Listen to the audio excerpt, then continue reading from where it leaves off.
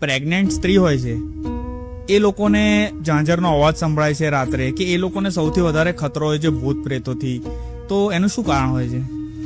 Pregnant lady એટલે બે જીવી કહેવામાં આવે છે.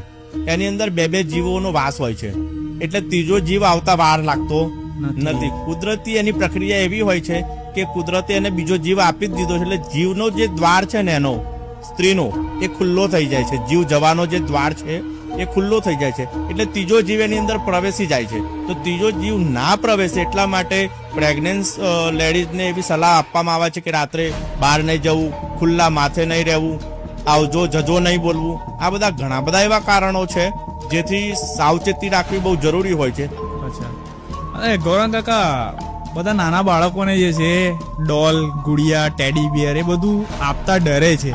એમને એવું લાગે છે કે રાત્રે અડધી રાતે જે છે એ ડોલ કે ગુડિયાને આપણે જોઈએ તો બીક લાગે. તો